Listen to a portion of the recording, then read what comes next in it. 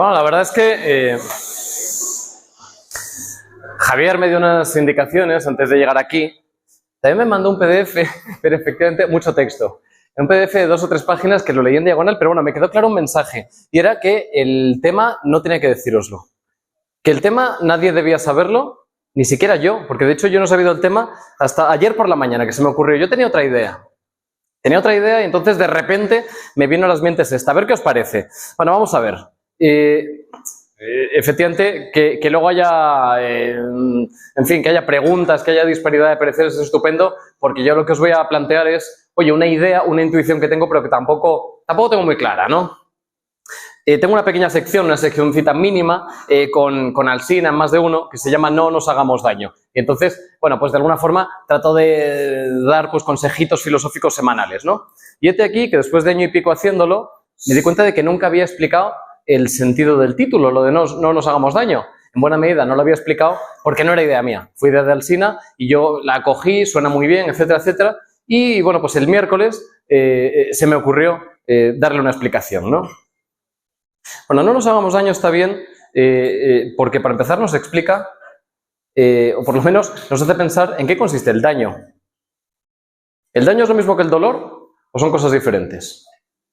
Es decir, una persona, por ejemplo, que sufra dolor, ¿es una persona dañada? ¿O se puede, en fin, tener eso que Garcilaso en su égloga famosa llamaba el dolorido sentir y no estar dañados? Bueno, estuve pensando en eso y efectivamente, bueno, llegué a la conclusión de que hay muchos dolores que no nos infligen daño. Por ejemplo, si a ti te clavan una aguja para ponerte una vacuna o para hacerte una transfusión, eso te puede doler y sin embargo no te infiere daño, ¿verdad? Y de la misma manera, tú puedes hacer daño a alguien sin causarle dolor.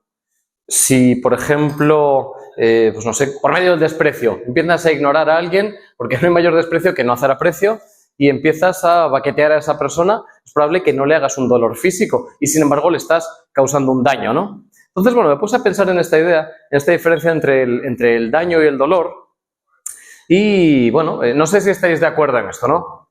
Pero llegué a la conclusión de que el dolor puede ser tolerable, pero el daño no, el daño nunca lo es, ¿no?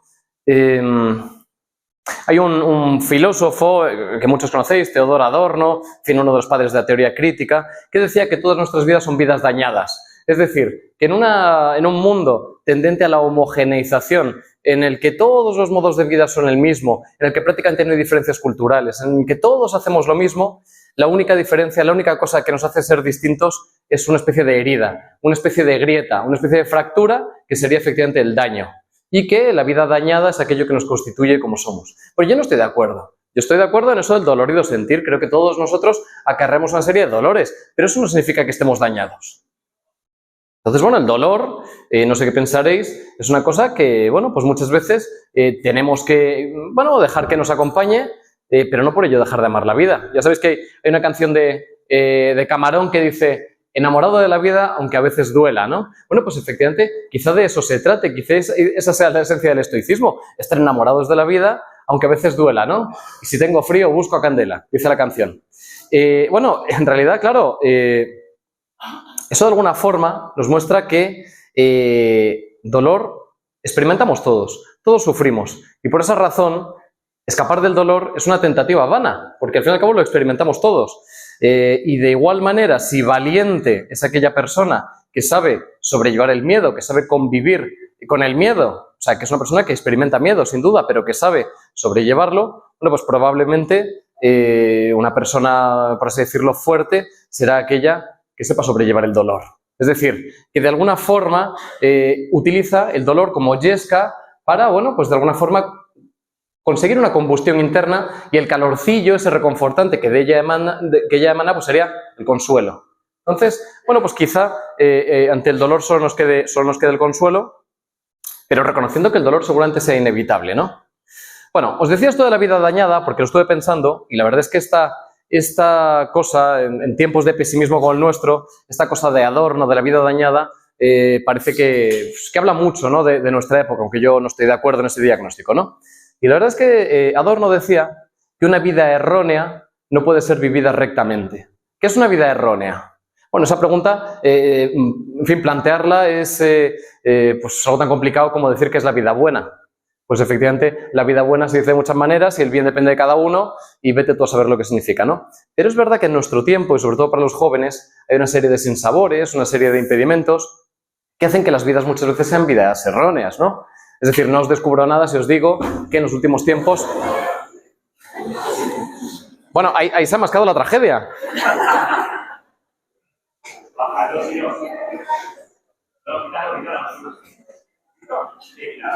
¿Pero te ha llegado a atizar o lo has cazado al vuelo?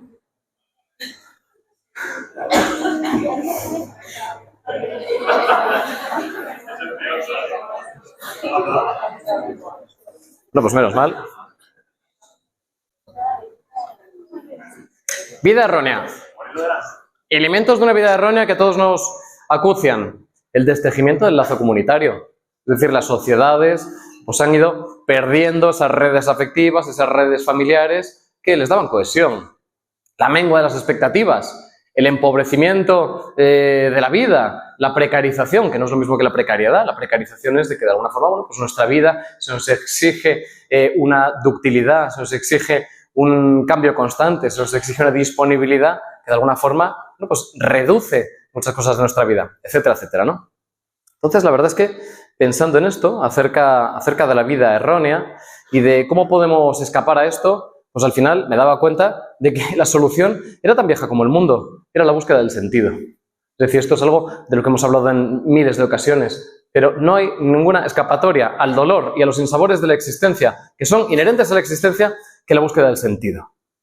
Entonces, ¿qué es el sentido? ¿Qué es el sentido de la vida? Esta parece una pregunta tonta de autoayuda, pero realmente el sentido de la vida es una pregunta que nos interpela a todos. Bueno, realmente el sentido de la vida, si lo pensamos bien, es un mito. Es decir, es un mito en el sentido de que un sentido como tal no existe, no es una cosa física, no es una cosa medible, no es una cosa pesable. Y sin embargo, está. Es decir, no existe, pero está. Ya sabéis que en filosofía están muy mal vistos los mitos, pero eso no está fundado. Es decir, los mitos alumbran el mundo. Hay muchas partes de la realidad que solo se comprenden por medio de los mitos.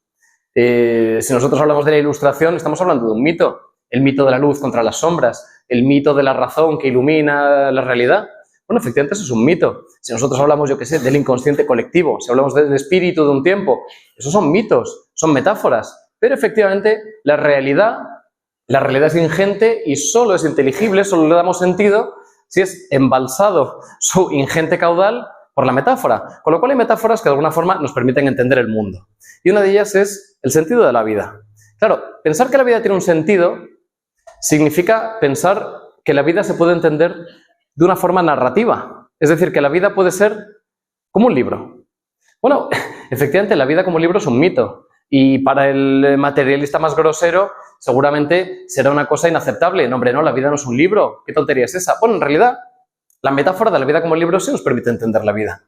Y sí nos permite entender, efectivamente, que hay cosas que solo se entienden cuando les das ese esquema narrativo. Yo no sé si os habréis parado a pensar que el auge durante los últimos años del famoso relato, sobre todo en política, y del famoso storytelling, no es más que una tentativa de llenar ese vacío que tenemos todos nosotros de sentido. Pero claro, hay una diferencia, y es que el relato muchas veces parte de la base de que la verdad no existe, de que solo hay diferentes relatos, de que hay marcos que tú puedes meter en la cabeza de las personas para convencerles de que las cosas son de una forma o de otra, pero no son verdad. Sin embargo, el sentido tiene que ser necesariamente cierto, el sentido tiene que ser verdadero. Entonces, bueno, pensando en esto del sentido y pensando en esta cosa de la metáfora, se me ocurrió una posible respuesta a esta idea de qué sentido tiene la vida. Entonces me acordé, a lo mejor por edad muchos de vosotros no lo conocéis, pero cuando yo era pequeño había un programa en televisión que presentaba Ramón García y que llevaba por título ¿Qué apostamos? Y entonces ese programa decía en su cancioncilla, la vida es un juego y hay que apostar. Y yo digo, oye, pues efectivamente eso de alguna forma define lo que es la vida. Es un juego. Y esto se me vino a la cabeza porque vi un vídeo que se viralizó de un famoso youtuber, del Chocas, que decía, muy serio, muy sentencioso, además, con mucha displicencia a sus seguidores, les decía, chavales, no os confundáis, la vida no es un juego, La vida tiene consecuencias importantísimas, así que dejaos de gilipolleces porque las cosas se pagan.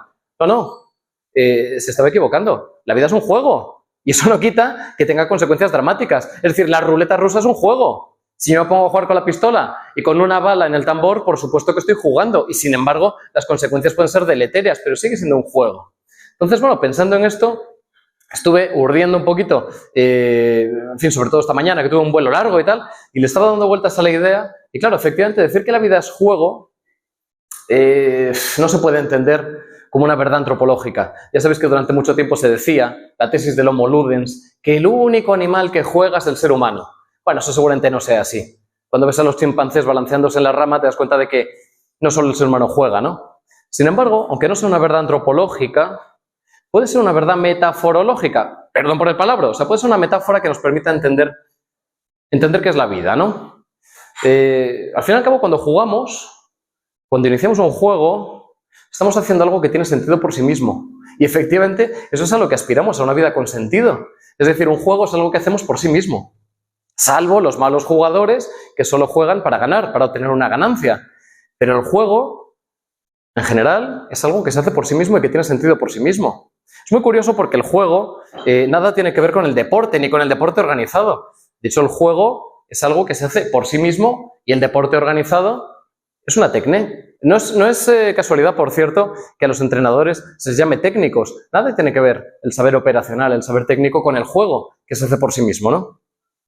En el libro mayor del hinduismo, que es la Bhagavad Gita, Krishna, el dios Krishna, le dice al príncipe Arjuna: lo importante de la acción está en sí misma y no en sus frutos. Es decir, hagas lo que hagas, hazlo por eso mismo, no lo hagas por lo que vas a obtener. La verdad es que si lo pensamos, hay muchas cosas en nuestra vida que tienen sentido, pero que no tienen utilidad ninguna. Es decir, ya no me pongo a pensar en cosas elevadas, ¿no? ¿De qué sirve escuchar a Bach? Escuchar el clavecín bien temperado. Pues no sacas nada, no lo monetizas, pero tiene sentido. ¿Y de qué sirve irte al Prado rodeado de turistas con cámaras y estar viendo las meninas? Pues no sirve de nada, pero puede tener sentido. Es más, ¿qué utilidad tiene tirarte toda la tarde con tu abuela, que te vas a aburrir, que no vas a obtener nada a cambio, salvo a lo mejor un mísero aguinaldo? Bueno, pero es que, sin embargo, tiene sentido. Entonces, hay muchas cosas en nuestra vida que, aunque no tengan utilidad, tienen sentido. En eso yo creo que sí que estaremos todos de acuerdo. Bueno, entonces, pensando en esta idea de la vida como juego, me acordé de que hay una frase en el Corán que dice que la vida es juego y pasatiempo. Y a mí eso me gusta mucho, porque efectivamente la vida puede ser un juego, pero al mismo tiempo, nunca mejor dicho, el tiempo pasa y a medida que el tiempo pasa, pasan cosas. Entonces, si nosotros entendiéramos como una especie de, explicación tentativa de qué es la vida, que la vida es un juego, pues quizá nos iría mejor. Por supuesto, eso no nos libraría de los dolores propios de la existencia, pero a lo mejor no nos dañaría, lo cual es, creo yo, importante. Por volver a esta distinción entre dolor y daño, ya sabéis que a los filósofos nos gusta mucho esto de las etimologías, porque somos filólogos frustrados. Daño viene de la voz indoeuropea damnum y significa división, significa escisión. Es decir, daño es lo que se produce cuando separas aquello que estaba en armonía, aquello que estaba unido. El otro día, en la tele salió el reportaje de una mujer que tenía una casa alquilada en un pueblo de Asturias y se le habían metido unos ocupas y se la habían reventado. Entonces, fue tal la impresión de esta mujer al ver cómo le habían dejado las mesas, los armarios, los camarines, las camas, etcétera, etcétera, que en cuanto entró a la casa se desmayó, cayó rendida. Sin embargo, es muy curioso porque, claro, en realidad no era dolor lo que había ahí. Es decir, fijaos, si el daño y el dolor fuera lo mismo, que es un error muy habitual de nuestra época, pensar que el daño y el dolor es lo mismo, esa pobre mujer no podría denunciar a los ocupas porque le dirían: pero vamos a ver, ¿qué dolor experimentaron las mesas, las sillas y los armarios cuando nos los cargamos a patadas? No experimentaron ningún dolor. Y sin embargo, si lo pensamos bien, se produjo un daño, porque se separó, se escindió aquello que antes estaba en armonía, aquello que antes estaba unido, aquello que antes tenía un orden, que a lo mejor eran unos muebles de escasa calidad y de escaso valor económico, pero que sin embargo tenían un valor y tenían un sentido. Entonces, claro, efectivamente, si lo vemos desde esta perspectiva, pues puede suceder que el dolor sea inevitable, pero el daño no. Entonces, convendría diferenciarlo. Pues la verdad es que pensaba, Javi, que con tantas cosas que os quería contar, me faltaría tiempo, pero al final me ha sobrado, porque yo creo que convendría dejarlo así. Entonces la pregunta, no, esperaos. La pregunta que me gustaría lanzaros es una pregunta complicada. Es que claro, no me atrevo a preguntar cuál es el sentido de la vida, porque a ver quién contesta esto. Bueno, yo no sé cuántas cervezas lleváis, porque es verdad que veo algunas miraditas ya titilar, pero algunas miradas vidriosas. En ese caso, a lo mejor, los que lleven unas cuentas se atreven a responder a eso, ¿no? Pero me gustaría preguntaros, en fin, me gustaría que respondierais a esa pregunta de Adorno de hace 60 años. ¿Es posible edificar una vida recta desde una vida errónea? Esa sería la pregunta. Muchas gracias.